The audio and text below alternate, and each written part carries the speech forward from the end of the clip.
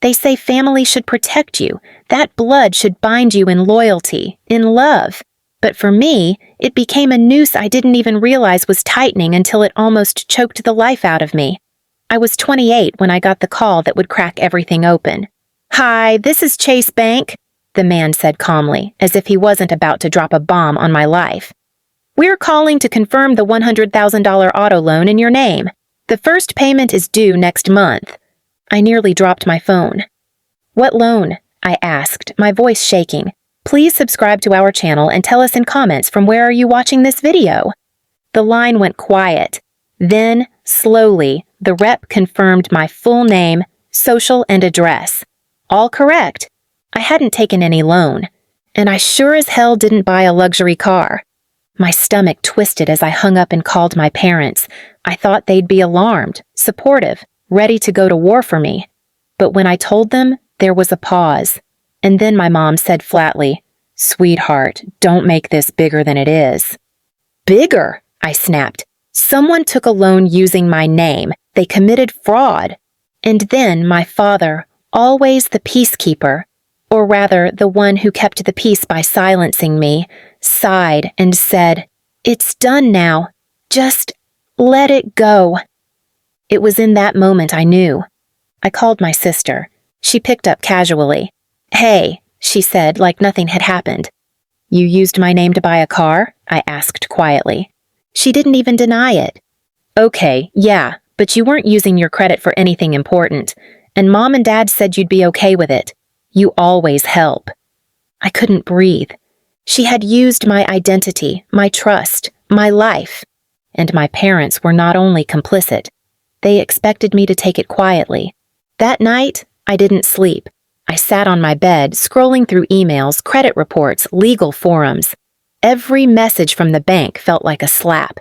And every memory of my sister being bailed out of everything, school, rent, tickets, by our parents while I had to fend for myself, came rushing back like a flood I'd been pretending wasn't drowning me.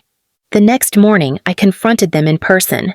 I wanted honesty. I wanted remorse. Instead, I got betrayal served with tea and silence. "Your sister needed help," my mom said. "She's not as strong as you." "You're the responsible one," my dad added. "Why ruin her life over something that won't kill you?" I was speechless. It wasn't just the loan. It was the years of being the invisible one, the fixer, the fallback, the one who didn't cry loud enough to be heard. And now I was expected to carry a $100,000 burden while they toasted my sister's new car on the driveway like it was some kind of trophy. I left without a word, but inside I was already drafting my plan. This wouldn't end with silence. It would end with a courtroom, and with me finally being heard. The days that followed were a blur of betrayal and buried rage. Every time I checked my bank account, every notification from the credit bureau, every single email from the loan agency reminded me of the debt I didn't create. I didn't just lose money. I lost my identity, my trust, my safety. But my family, they were living like nothing happened. My sister was posting pictures of her brand new luxury SUV on social media, hashtags like, "Ta deserved, dad right ordy, ga spoiled" under every photo. She even went live once, panning the camera across the leather interior while our mother laughed in the passenger seat and said, "See, baby girl finally has a car fit for a queen." I watched that stream 3 times. Not once did they mention the name on the loan. Mine. I hired a lawyer that week, not just any lawyer, but a bulldog, a woman named Candace who had fire in her voice and steel in her spine. She listened carefully, nodding as I spoke. Then she said something that snapped something loose in me. "We're not just fighting for your money. We're fighting for your name." She filed fraud charges, real ones. My sister was served while she was pulling out of a spa appointment, ironically, one I likely paid for through her loan.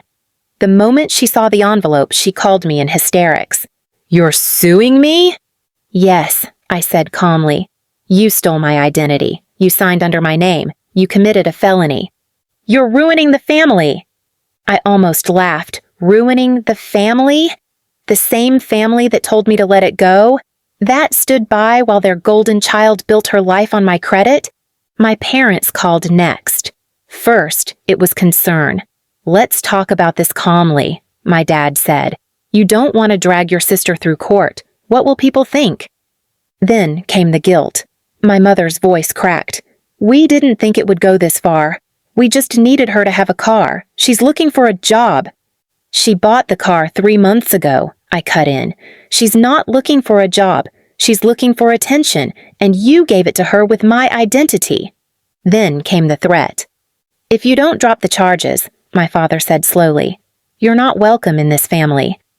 That was the moment everything inside me broke, but not in the way it used to. Not into pieces. This time, it broke free. "You cut me off the moment I said no. You threw me out of your hearts when I stopped playing your doormat," I said. "I was never really family, just a convenient name to sign." I hung up. Court day arrived, and I walked in with my head high. My sister sat on the other side, visibly shaken, trying to smile through her fake tears while our parents sat behind her, stone-faced and furious. My lawyer pulled out document after document, forged signatures, fake employment claims, call logs from my sister pretending to be me, the dealership footage showing her with a car sales rep. There was no defending it, no denying it. But what shocked the courtroom wasn't the fraud. It was the betrayal. Candace read a text aloud my mother sent to my sister just days after the fraud went through. "She'll be mad, but she'll get over it. She always does." The judge raised an eyebrow. "So the parents knew?" Candace nodded. "They encouraged it." Gasps filled the room. Even the judge looked disgusted. My sister got charged with identity theft and fraud. But what she lost in that courtroom was greater than her case. It was the illusion that she was untouchable. Outside the courthouse, my mother rushed to me, her voice trembling now in a way it never had when she dismissed me. "Please," she begged, "don't do this to your sister. We're family." I looked her dead in the eyes. "You did this to her. You raised her to believe she could take whatever she wanted and I'd always stay quiet. I'm just finally teaching her, and you, that I won't." They stood there stunned as I walked away. For the first time in my life, my back was to them, and I didn't feel guilty, only free. I didn't expect the silence that followed the trial to feel so peaceful. No more surprise bills in my name. No more calls from collectors asking me to verify my identity. No more forced dinners where I'd be told I was overreacting, while my sister flashed her keys and my parents passed the dessert to everyone but me. But what surprised me more was how loud their silence became. My sister tried texting me 3 times the week after the verdict. "I didn't mean to ruin your life," one said. Another read, "I need help. They repossessed the car." I didn't reply. I didn't block her either. I wanted her to sit with her words, just like I sat with mine when she stole them. My parents? Well, they spiraled. The community they used to flaunt their perfect daughters who had heard everything. It turned out word gets around when your golden child ends up in court for stealing from her own sister. And the parents tried to cover it up. Their church friends pulled away. The neighbors stopped waving. Their once frequent party invitations stopped arriving. My mother tried posting photos of happy brunches with captions like, "Nothing can break a strong family," but the likes and comments were gone. All their lies had curdled. And me? I had already started building something new. With the settlement I won, I paid off the damages to my credit and started my own financial consulting business. I called it True Ledger, because for once I wanted everything to be real, honest, and mine. I held my head high during every meeting, every pitch, every client session, because I knew my worth now wasn't tied to anyone's approval. I wasn't the babysitter. I wasn't the fallback. I wasn't the one who had to sacrifice just to be barely tolerated at the family table. I was my own name, my own success. 3 months later, my mother showed up to my office. She didn't schedule an appointment, just walked in holding a tin of cookies like this was some sort of sitcom reconciliation. "You have a nice place," she said. I didn't offer her a seat. "I'm not here to fight," she added quickly. "Your father and we didn't handle things right." I waited. She's in a bad place now, she continued, meaning my sister.